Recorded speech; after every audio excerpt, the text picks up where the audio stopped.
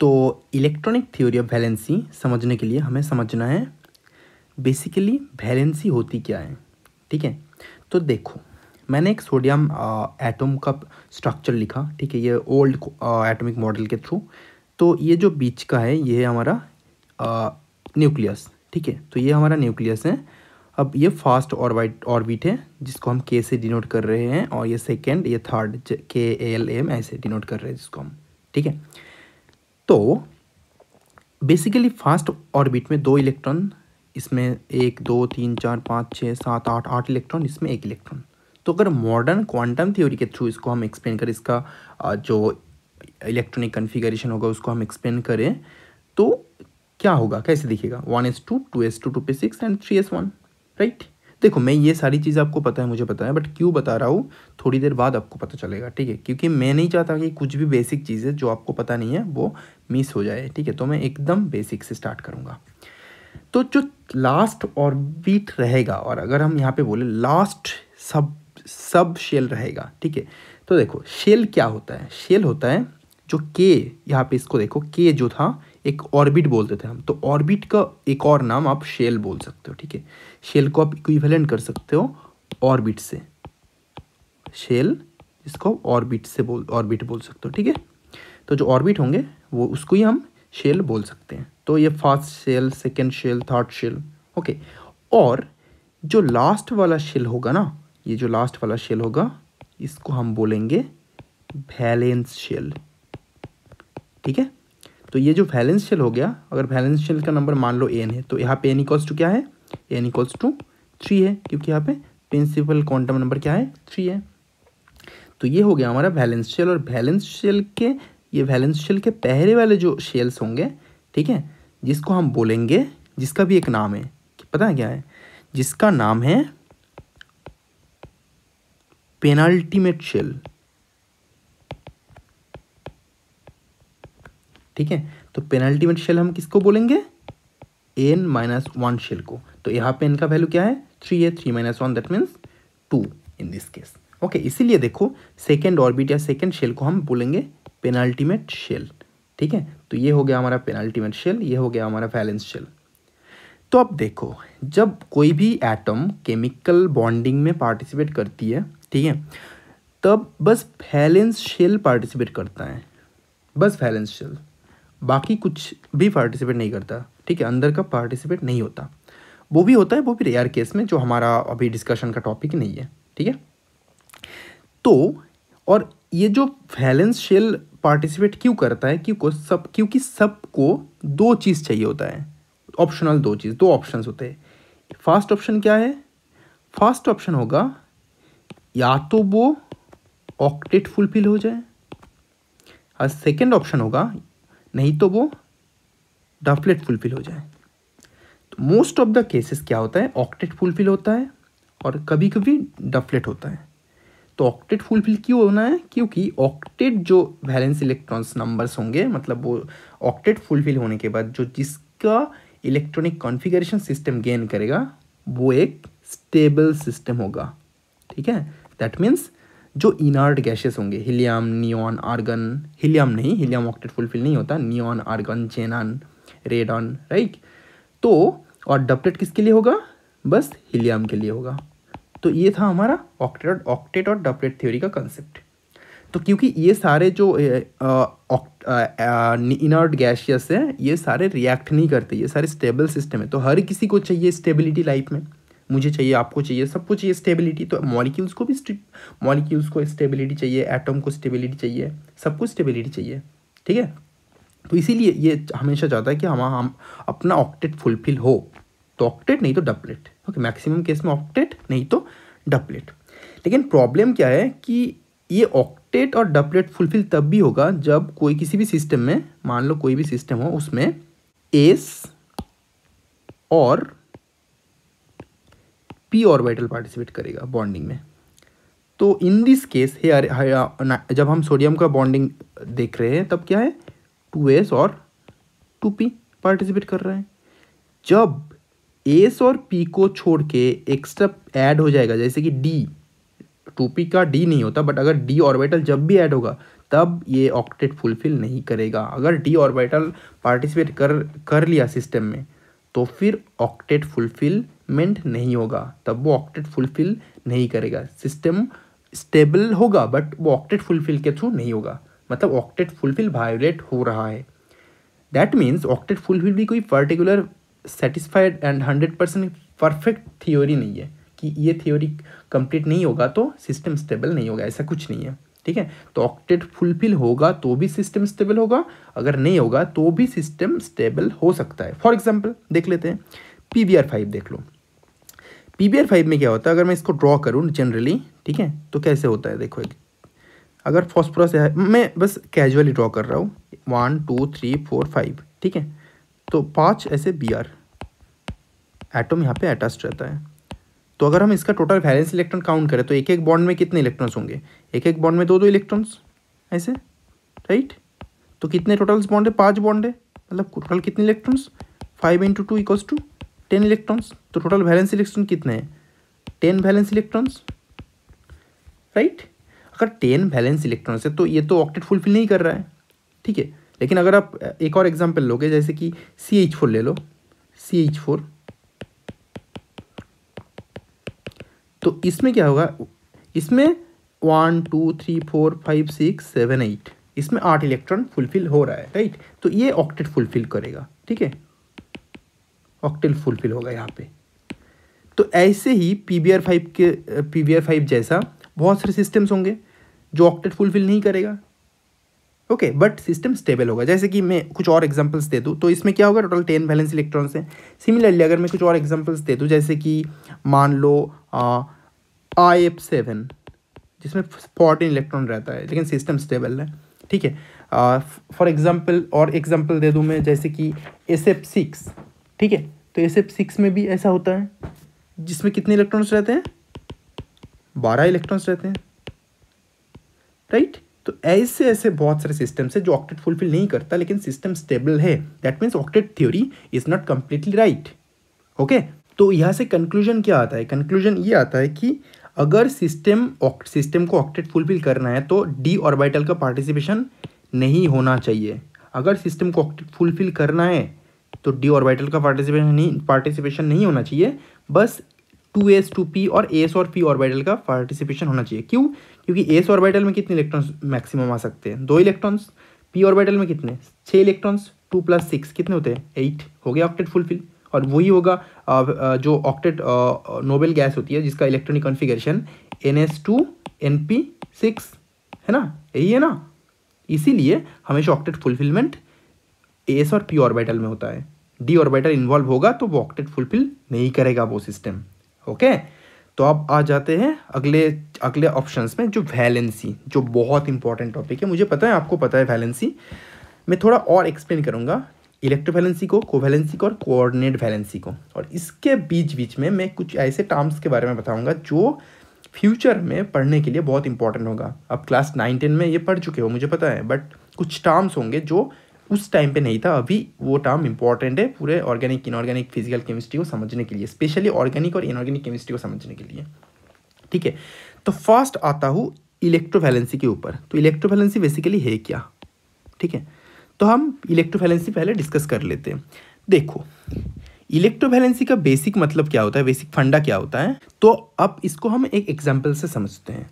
चलो सोडियम ले लिया और क्लोरीन ले लिया, ठीक है। सोडियम का इलेक्ट्रॉनिक कॉन्फ़िगरेशन क्या है, 1s2 2s2 2p6 3s1। और क्लोरीन का इलेक्ट्रॉनिक कॉन्फ़िगरेशन क्या है, 1s2 2s2 2p6 3s2 3p5, ठीक है। अब देखो ये फर्स्ट शेल हो गया, ये सेकेंड शेल हो गया, ये थर्ड शेल हो गया। Similarly first shell, second shell, ये थर्ड शेल। तो मैंने क्या बोला था, जो लास्ट शेल्स होंगे उस शेल में इलेक्ट्रॉन्स को ऑक्टेट फुलफिल करना होता है। तो यहाँ पे एक इलेक्ट्रॉन है तो ये ऑक्टेट फुलफिल नहीं कर सकता इस सिस्टम के लिए, ठीक है, क्योंकि यहाँ पे बस एक ही इलेक्ट्रॉन है। तो 1 से 8 इलेक्ट्रॉन, 7 इलेक्ट्रॉन लेना मतलब बहुत टफ काम होगा, ठीक है। इसका न्यूक्लियस संभाल नहीं पाएगा 7 इलेक्ट्रॉन को। इसके लिए देखो, इसके लिए एक इलेक्ट्रॉन 7 इलेक्ट्रॉन छोड़ेगा तो ये 6 + 2 8 हो जाता है, या फिर ये 1 इलेक्ट्रॉन लेगा तो इसके पास 8 इलेक्ट्रॉन आ जाएगा। तो बेस्ट पॉसिबिलिटी क्या होगा? बेस्ट पॉसिबिलिटी यही होगा ना कि अगर क्लोरीन एक इलेक्ट्रॉन ले ले और सोडियम एक इलेक्ट्रॉन छोड़ दे, ठीक है। तो इसके बाद क्या होता है देखो, ये आपको पता है, मुझे पता है, तो मैं कुछ और एक्स्ट्रा टर्म ऐड कर रहा हूँ यहाँ पे। जनरली जो वैलेंस शेल्स होते हैं ये वाला, ठीक है, ये दोनों पार्टिसिपेट करेगा इस सिस्टम में। तो सोडियम से क्या होगा, ये जो 3s इलेक्ट्रॉन है ये निकल जाएगा, माइनस इलेक्ट्रॉन, और एक इलेक्ट्रॉन निकल जाएगा, तो बनेगा क्या, Na+, ठीक है। जब Na+ बन गया तब कन्फिगरेशन कितना है, बस इतना है। और ये क्लोरीन के पास जब जो इलेक्ट्रॉन निकल गया वो अगर यहाँ पे गया क्लोरीन के पास, तो क्या होगा, क्लोरीन का इलेक्ट्रॉनिक कन्फिगरेशन Cl- बनेगा और यहाँ पे 3s2 3p6 हो जाएगा। तो 3s2 3p6 मतलब क्या, एस भी फुलफिल्ड है, पी भी फुलफिल्ड है, मतलब ये भी ऑक्टेट फुलफिल कर रहा है, ये भी ऑक्टेट फुलफिल कर रहा है, मतलब ये दोनों ऑक्टेट फुलफिल कर रहा है, ठीक है। तो जब ऑक्टेट दोनों फुलफिल कर रहा है तो ये दोनों स्टेबल सिस्टम बनेगा। अब क्वेश्चन ये है, जब Na+Cl- बना तो हम इसको एज ए मॉलिक्यूल कंसिडर क्यों करेंगे या फिर कंपाउंड कंसिडर क्यों करेंगे, ये तो अलग अलग आयन्स होंगे।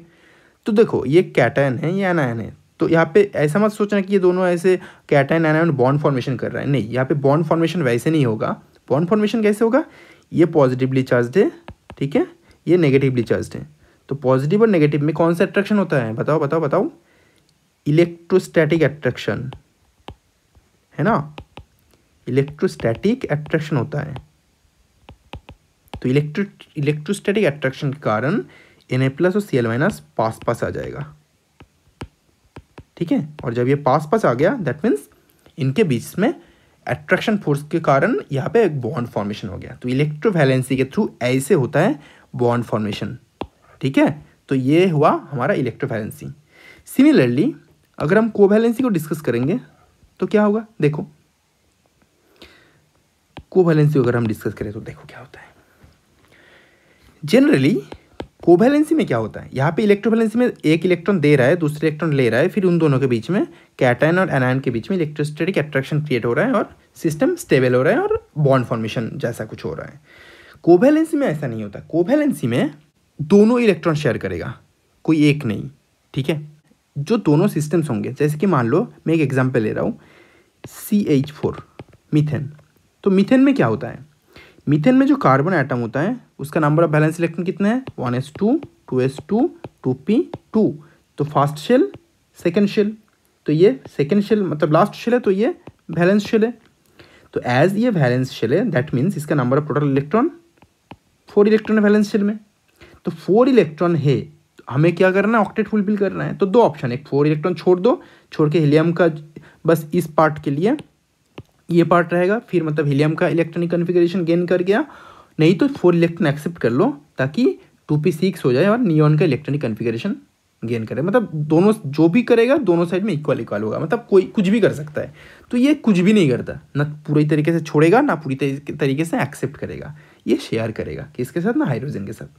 तो कार्बन मतलब कितने वैलेंस इलेक्ट्रॉन, कार्बन में होते हैं 4 वैलेंस इलेक्ट्रॉन, ठीक है। हाइड्रोजन में कितने वैलेंस इलेक्ट्रॉन होते हैं, 1 वैलेंस इलेक्ट्रॉन, ओके। तो जब कार्बन और हाइड्रोजन बॉन्ड करेगा तो देखो कैसे बॉन्ड कर रहा है, कार्बन 1 2 3 4, राइट, हाइड्रोजन 1 2 3 और 4। तो अगर एक इसको हाइड्रोजन को किसका इलेक्ट्रॉनिक कन्फिगरेशन गेन करना है, हीलियम का नियरेस्ट जो इनर्ट गैस होता है उसका, और कार्बन को कितना, 4 हाइड्रोजन को हीलियम का इलेक्ट्रॉनिक कन्फिगरेशन मिल गया। तो एज हर हाइड्रोजन एक एक इलेक्ट्रॉन लिया कार्बन से, तो कार्बन को भी एक एक इलेक्ट्रॉन देगा, तो हर एक हाइड्रोजन से कार्बन भी एक एक इलेक्ट्रॉन लेगा।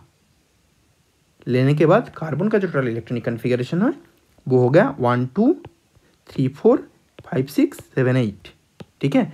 तो ये बन गया हमारा CH4 मीथेन। तो ये तो बहुत इजी एग्जाम्पल था। तो इसमें बड़ी बात क्या है, देखो इसको हम 2 तरीके से डिनोट कर रहे हैं, राइट। तो इसमें प्रॉब्लम यह है कि हमें 2 चीज़ पता रहना चाहिए। एक चीज़ ये है कि इलेक्ट्रॉनिक फॉर्मूला क्या है, दूसरी चीज ये है कि स्ट्रक्चरल फॉर्मूला क्या है। ये चीज आपको पता नहीं है, हमें कौन सा फॉर्मूला यूज करना चाहिए। तो इसको समझाने के लिए मैं एक और एग्जांपल ले रहा हूं। फॉर एग्जांपल H2O मॉलिक्यूल, तो ये दोनों तो सेम लिखा मैंने, राइट। तो इलेक्ट्रॉनिक फॉर्मूला और स्ट्रक्चरल फॉर्मूला में डिफरेंस क्या है, देखो। इलेक्ट्रॉनिक फॉर्मूला में हमें हमेशा इलेक्ट्रॉन्स को दिखाना होता है। अगर कुछ लोन पेयर्स ऑफ इलेक्ट्रॉन्स हो जो बॉन्डिंग में पार्टिसिपेट नहीं कर रहा है, ठीक है, मतलब यहाँ पे टू लोन पेयर्स होंगे, ठीक है। तो ये हो गया हमारा इलेक्ट्रॉनिक फॉर्मूला, और ये हो गया हमारा स्ट्रक्चरल फॉर्मूला जहाँ पे हम बस बॉन्ड शो करेंगे, जहाँ पे हम बस बॉन्ड शो करेंगे। यहाँ पे bond plus lone pair show करें, दोनों शो करना है। तो ये है हमारा इलेक्ट्रॉनिक और स्ट्रक्चर फॉर्मूला में। लेकिन याद रखना, हमें हमेशा इलेक्ट्रॉनिक फॉर्मूला को ज़्यादा प्रीफरेंस देना है दैन स्ट्रक्चरल फॉर्मूला को, क्योंकि ये ज़्यादा एक्यूरेट होता है, ठीक है। तो इस बात का ख्याल रखना हमेशा। तो कोवैलेंसी में क्या हो रहा है, हमेशा इक्वली शेयर्ड हो रहा है सिस्टम में, ठीक है। तो कोवैलेंसी में जब इक्वली शेयर हो रहा है सिस्टम, एक एग्जांपल मुझे लेने दो, NaH सोडियम हाइड्राइड, ओके। तो इसमें क्या होता है, हमें पता है हाइड्रोजन क्या है, यूनिवैलेंट है, और हम और एक्यूरेटली अगर बोले तो हाइड्रोजन यूनी कोवैलेंट है, ठीक है। सिंगल इलेक्ट्रॉन इसके पास, एक ही वैलेंस इलेक्ट्रॉन है। कार्बन क्या है, क्वाड्रीवैलेंट, राइट, क्योंकि इसके पास 4 वैलेंस इलेक्ट्रॉन है, ओके। लेकिन ये जो सिस्टम है इसमें हम हाइड्रोजन को क्या बोलेंगे, ये जो हाइड्रोजन होंगे ना, तो इसको अगर हम तोड़ेंगे तो क्या बनेगा, NH से Na+ और H-। तो ये आ गया हीलियम का इलेक्ट्रॉनिक कन्फिगरेशन, ये आ गया नियॉन का इलेक्ट्रॉनिक कन्फिगरेशन। तो हम इसको क्या बोलेंगे, ठीक है।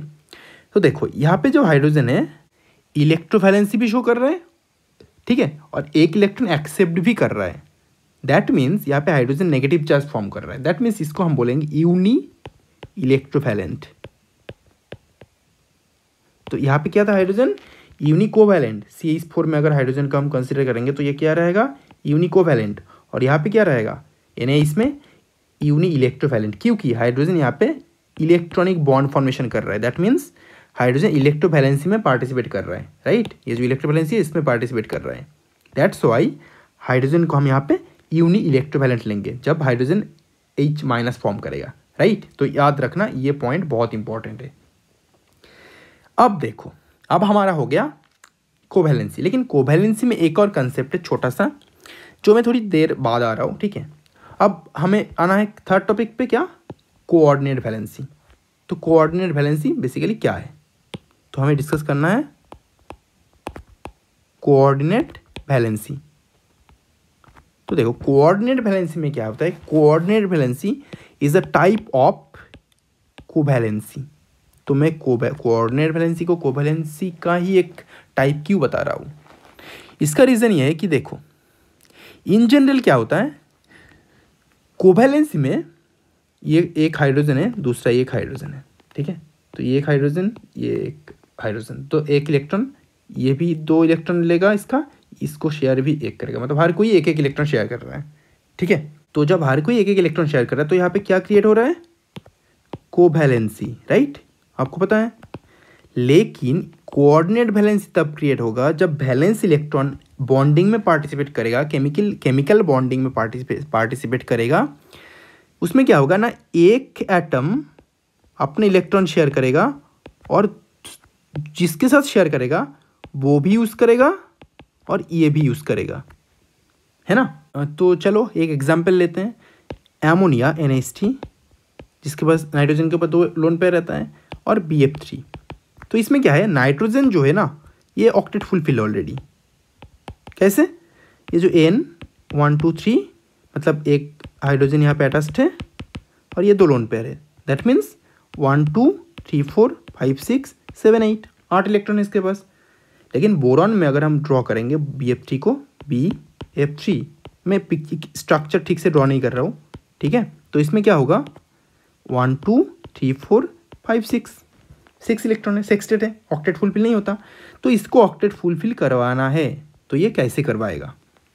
इसके लिए क्या होगा, ये जो नाइट्रोजन एटम्स होंगे ये बोरॉन को कितने 6 इलेक्ट्रॉन है, इसको 2 इलेक्ट्रॉन और चाहिए, तो ये बोरॉन को दे देगा। तो अगर इसने इसको दे दिया तो क्या होगा, फिर NH3 2 इलेक्ट्रॉन BF3, मतलब ये 2 इलेक्ट्रॉन जो नाइट्रोजन का था पहले, ये नाइट्रोजन भी यूज़ कर रहा है ताकि इसका ऑक्टेट फुलफिल बने रहे, और BF3 भी यूज़ कर रहा है, मतलब बोरॉन एटम भी यूज़ कर रहा है ताकि इसका ऑक्टेट फुलफिल हो जाए। देखो अब 1 2 3 4 हाईलाइट कर दूँ मैं, यहाँ पे देखो 1 2 3 4 5 6 7 और 8, मतलब ये 2 इलेक्ट्रॉन, तो बोरॉन का भी ऑक्टेट फुलफिल हो गया। तो ये है हमारा कोऑर्डिनेट वैलेंसी, और कोऑर्डिनेट वैलेंसी के थ्रू हमारा कोऑर्डिनेट बॉन्ड फॉर्मेशन हो रहा है, ठीक है, कोऑर्डिनेट बॉन्ड। अब जब कोऑर्डिनेट बॉन्ड फॉर्मेशन हो रहा है तो इसको हम दिखाए कैसे, इसको हम शो कैसे करें? देखो NH3 कोऑर्डिनेट बॉन्ड BF3, ठीक है। तो अब इस जो एरो साइन मैंने दिया, एरो साइन का मतलब है यहाँ पे 2 इलेक्ट्रॉन डोनेट कौन कर रहा है, नाइट्रोजन, नॉट बोरॉन, ठीक है। और जब ऐसे 2 इलेक्ट्रॉन डोनेट करेगा तो ये जो बॉन्ड फॉर्मेशन होगा ना, ये जो बॉन्ड फॉर्मेशन होगा इसको हम क्या बोलेंगे, कोऑर्डिनेट बॉन्ड। इवन इस कोऑर्डिनेट बॉन्ड को कभी कभी हम क्या बोलेंगे, डेटिव बॉन्ड। याद रखना इस वर्ड को, इनऑर्गेनिक केमिस्ट्री में काम पे आएगा जब हम पढ़ेंगे पूरा ऑर्गेनोमेटेरियल केमिस्ट्री तब। तो ये हो गया डेटिव बॉन्ड। इसमें जब नाइट्रोजन बोरॉन को इलेक्ट्रॉन दे रहा है, मतलब शेयर कर रहा है नाइट्रोजन के साथ, तो ये जो एरो साइन है ना, ये जो बॉन्ड एरो साइन दिख रहा है, ये एरो साइन को हम एक और तरीके से एक्सप्लेन कर सकते हैं। कैसे? देखो, ये जो एरो साइंस होंगे इसको हम एक्सप्लेन इस तरीके से करेंगे। जो NH3 होंगे, NH3 यहाँ पे BF3, ठीक है। तो NH3 के पास पहले कितने इलेक्ट्रॉन्स थे, कितने बॉन्ड थे, 3 बॉन्ड यहाँ पे, ठीक है। यहाँ पे 1 2 3 3 बॉन्ड थे। अभी कितने बॉन्ड, 1 2 3 3 हाइड्रोजन, एक 4, तो एक एक्स्ट्रा बॉन्ड आ गया। दैट मीन्स नाइट्रोजन का तो 3 बॉन्ड फॉर्म करता है नाइट्रोजन, 4 बॉन्ड हो गया, मतलब उसका एक इलेक्ट्रॉन चला गया और वो एक इलेक्ट्रॉन एक बॉन्ड फॉर्म कर लिया, मतलब वो एक इलेक्ट्रॉन यूज़ हो गया। अगर नाइट्रोजन का एक इलेक्ट्रॉन यूज़ हो गया, क्योंकि देखो ये जो इलेक्ट्रॉन्स होंगे ये तो यहाँ नाइट्रोजन के पास ही है, दूसरा जो इलेक्ट्रॉन नाइट्रोजन के पास था, ठीक है, वो बोरॉन भी यूज़ कर रहा है, राइट। तो बोरॉन अभी भी नाइट्रोजन के पास है, लेकिन दूसरा नाइट्रोजन के पास नहीं है, बोरॉन यूज़ कर रहा है। दैट मीन्स एक इलेक्ट्रॉन नाइट्रोजन के पास से चला गया। अगर यहाँ पे भी शो कर देखोगे तो बोरॉन तो यूज़ कर रहा है। तो जब एक इलेक्ट्रॉन नाइट्रोजन के पास से चला गया तो नाइट्रोजन के पास एक इलेक्ट्रॉन की कमी हो गई। अगर कमी हो गई है तो नाइट्रोजन के ऊपर क्या आएगा, एक पॉजिटिव चार्ज, राइट। और अगर बोरॉन को एक इलेक्ट्रॉन एक्स्ट्रा मिला, पहले 3 हैंड्स थे बोरॉन को, ये 1 2 3, तो एक इलेक्ट्रॉन अगर एक्स्ट्रा आ गया तो बोरॉन को क्या मिलेंगे, नेगेटिव चार्ज, ठीक है। तो हम इसको, इस सिस्टम को, इस पर्टिकुलर सिस्टम को हम इस तरीके से भी डिनोट कर सकते हैं, ठीक है। तो इसको समझ लेना थोड़ा सा। तो ये हो गया हमारा कोऑर्डिनेट बॉन्ड का एक और तरीका जिससे हम इसको डिनोट कर सकते हैं। तो इसीलिए ये जो बॉन्ड है ना, ये जो बॉन्ड है इसको हम कोवैलेंट बॉन्ड भी बोलते हैं कभी कभी, यहाँ पे पॉजिटिव और नेगेटिव चार्ज देके, है ना। तो ये हो गया हमारा कोऑर्डिनेट वैलेंसी और ए टाइप ऑफ कोवैलेंसी जिसको हम बोल सकते हैं, ठीक है। अब एक क्वेश्चन है, अब एक चीज़ मैं यहाँ पे सिखाऊंगा आपको, वो ऐड करना चाहूँगा। वो है, आपको पता है कि नहीं मुझे पता नहीं है, बट मैं ऐड करूँगा, वो है फॉर्मल चार्ज। देखो मैं छोटी चीज़ें आपको समझाऊँगा, ठीक है। फॉर्मल चार्ज मतलब एक मॉलिक्यूल में, एक कंपाउंड में हर एक एटम के ऊपर कितना चार्ज रहता है। तो सेम एग्जांपल्स में शो करूँगा, आपको दिखाऊँगा। N 1 2 3 और यहाँ पे एक bond B 1 2 3, F F F H और H। नाइट्रोजन के ऊपर कौन सा चार्ज है, पॉजिटिव चार्ज, बोरॉन के ऊपर नेगेटिव चार्ज, ओके। अब देखो फॉर्मल चार्ज का मतलब क्या है। फॉर्मल चार्ज का मतलब जो वैलेंसी होती है नाइट्रोजन की वैलेंसी कितनी है, कितने बॉन्ड फॉर्म करता है नाइट्रोजन, बताओ। 3 बॉन्ड फॉर्म करते हैं और उसके पास कितना इलेक्ट्रॉन रहता है, लोन पेयर, एक लोन पेयर रहता है मतलब 2 इलेक्ट्रॉन। तो 3 बॉन्ड फॉर्म करने के लिए नाइट्रोजन को 1 2 3 इलेक्ट्रॉन था, और पहले NH3 के पास कितने थे, 3 + 2, टोटल कितने थे 5। ओके, 3 + 2 = 5 इलेक्ट्रॉन्स थे पहले। अभी कितने इलेक्ट्रॉन्स थे, 1 2 3 4 इलेक्ट्रॉन्स थे, है ना। तो जब 5 इलेक्ट्रॉन से 4 इलेक्ट्रॉन हो गया मतलब 1 इलेक्ट्रॉन कम हो गया, मतलब एक नेगेटिव चार्ज कम हो गया। जब एक नेगेटिव चार्ज कम हुआ तो नाइट्रोजन के ऊपर क्या आएगा, पॉजिटिव चार्ज।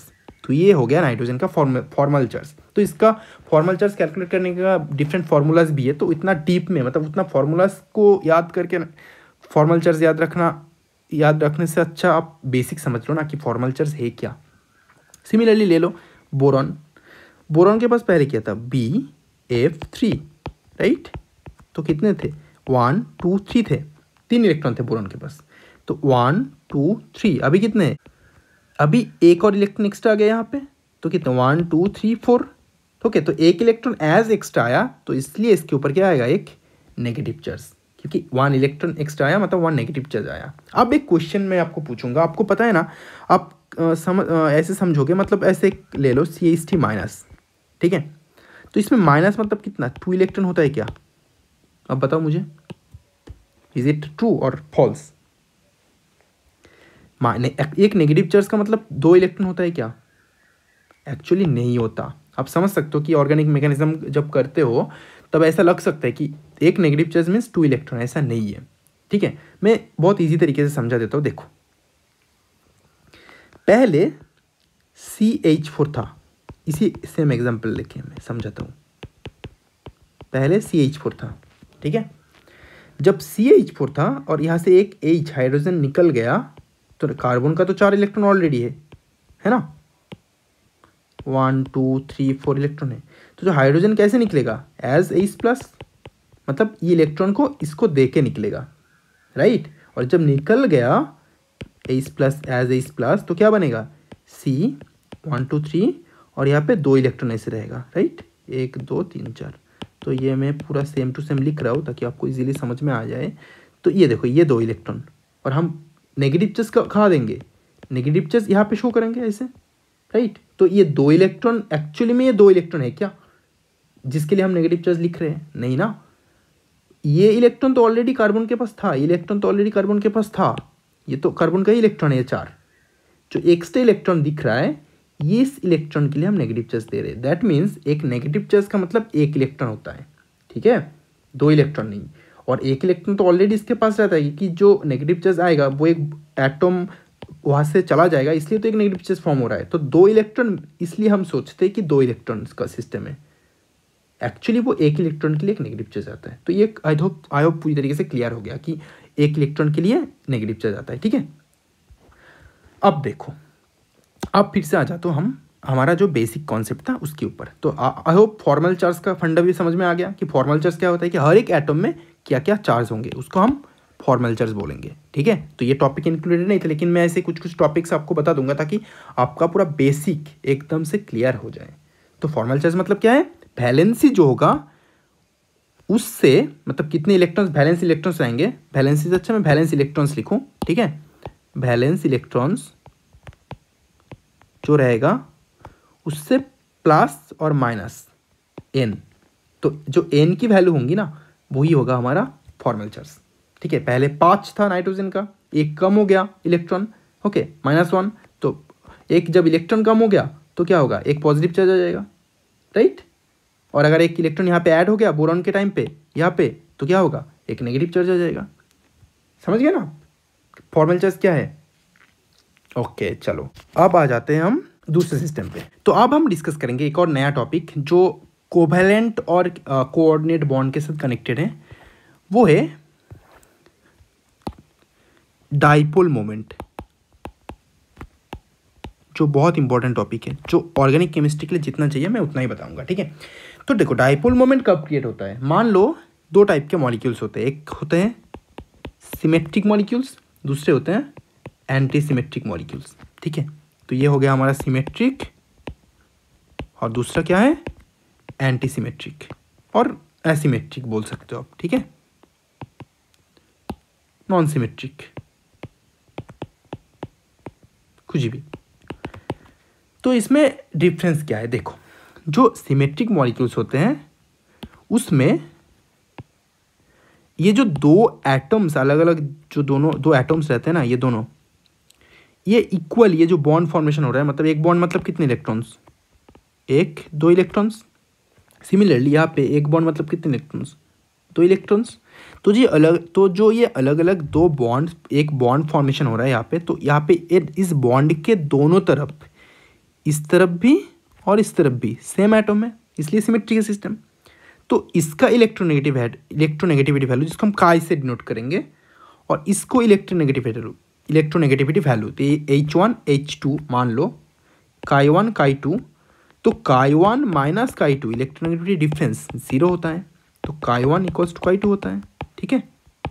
लेकिन इसके लिए ये काई H ले लो और काई Cl ले लो, इसका जो इलेक्ट्रोनेगेटिविटी डिफरेंस होता है वो नॉट इक्वल टू 0 होता है। दैट मीन्स काई Cl इज ग्रेटर देन काई H, मतलब electronegativity of Cl is greater than hydrogen electronegativity. तो जब ऐसा होगा तो क्या होगा, ये जो बॉन्डेड दो इलेक्ट्रॉन्स रहेंगे ना, बॉन्डेड दो इलेक्ट्रॉन्स रहेगा, ये शिफ्ट हो जाएगा किस तरफ, मोर इलेक्ट्रोनेगेटिव एटम की तरफ। और जब शिफ्ट हो जाएगा तो हाइड्रोजन के ऊपर क्या आएगा, इलेक्ट्रॉन की कमी ऐसा फील होगा ना, तो यहाँ पे आ जाएगा डेल्टा प्लस, मतलब स्लाइटली कमी है, यहाँ पे आ जाएगा डेल्टा माइनस। और जब भी ऐसे डेल्टा प्लस और डेल्टा माइनस फॉर्म होगा, मतलब एक बॉन्ड जो ऐसा था पहले वो पोलर बॉन्ड बन चुका है। क्या बॉन्ड, पोलर, ओके। और ये क्या बॉन्ड है, नॉन पोलर, जो पोलर नहीं है, जिसका दो पोल नहीं है।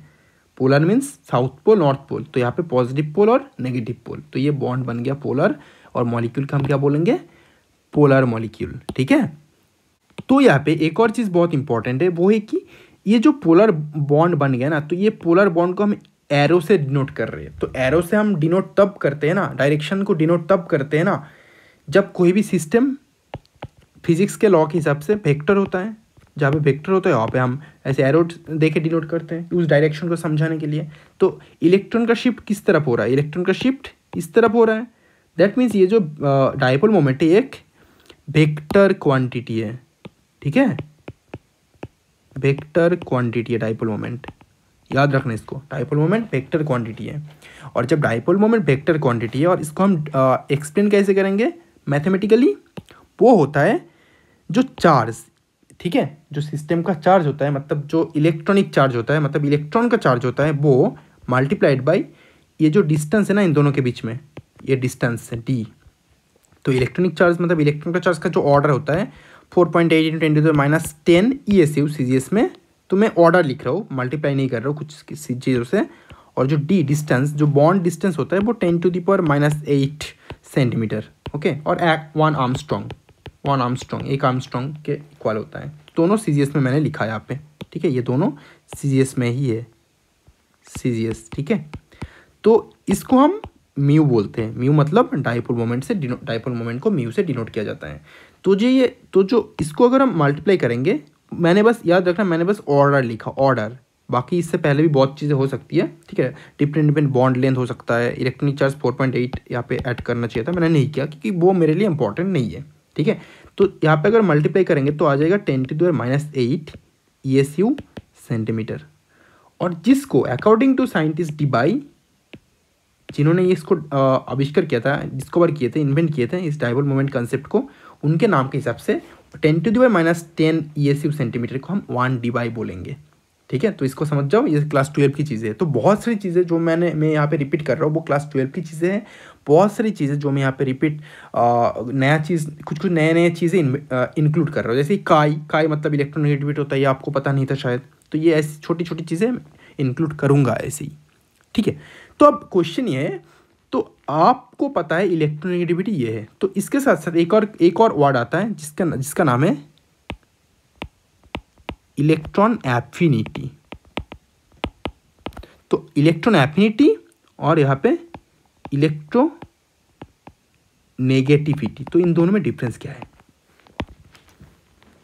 What is the difference between electron affinity and electronegativity. ठीक है, देखो इलेक्ट्रोनेगेटिविटी जो होता है ना, वो एक पर्टिकुलर मॉलिक्यूल में काम करता है। जैसे कि यहाँ पे एक बॉन्ड है, कोवैलेंट बॉन्ड है, उस बॉन्ड के जो इलेक्ट्रॉन्स हैं उसको अट्रैक्ट कर रहा है। ठीक है, इलेक्ट्रॉन, इसको भी इलेक्ट्रॉन नेगेटिविटी में भी इलेक्ट्रॉन की भूख है, इलेक्ट्रॉन एफिनिटी में भी इलेक्ट्रॉन की भूख है। तो इलेक्ट्रॉन एफिनिटी मतलब होता है कोई भी एक नॉर्मल सिस्टम हो, वो बाहर से कहीं दूर से इलेक्ट्रॉन को अट्रैक्ट कर रहा है। ठीक है, तो अगर कोई सिस्टम हो जैसे कि Cl हो, ले लो, तो अगर बाहर कहीं से इलेक्ट्रॉन को अट्रैक्ट कर रहा है तो वो इलेक्ट्रॉन एफिनिटी होगा। और अगर Cl एक कंपाउंड के अंदर, एक मॉलिक्यूल के अंदर जो बॉन्ड है, उस बॉन्ड से इलेक्ट्रॉन ले रहा है, उस कोवैलेंट बॉन्ड से इलेक्ट्रॉन अट्रैक्ट कर रहा है, तो वो क्या होगा? इलेक्ट्रोनेगेटिविटी। तो बेसिक डिफरेंस ऑफ इलेक्ट्रोनेगेटिविटी और इलेक्ट्रॉन एफिनिटी पता चल गया ना। इसका मतलब क्या है? इलेक्ट्रॉन एफिनिटी जो होता है वो एक एब्सोल्यूट वैल्यू होता है, मतलब वो फिक्स्ड वैल्यू होगा, एक फिक्स्ड। ठीक है, इलेक्ट्रॉन एफिनिटी जो होगा वो एक फिक्स्ड वैल्यू शो करेगा, और इलेक्ट्रोनेगेटिविटी जो होगा इसके थ्रू एक बॉन्ड पोलर होगा, और वैल्यू आपको फिक्स्ड है according to different scale, chlorine hydrogen को, लेकिन इसका जो अट्रैक्शन करने का क्षमता होगा वो डिफरेंट होगा हर एक सिस्टम में, because of the electronegativity difference between this two atoms. Okay, तो ये था हमारा डायपोल मोमेंट का पूरा कंसेप्ट। आई होप आपको पूरा समझ में आ गया होगा कि डायपोल मोमेंट क्या होता है। ठीक है, तो ये था हमारा आज का बेसिक कंसेप्ट। अगले वीडियो में हम डिस्कस करेंगे डिफरेंट इलेक्ट्रॉनिक इफेक्ट्स के बारे में। ठीक है, तो चलो मिलते हैं अगले वीडियो।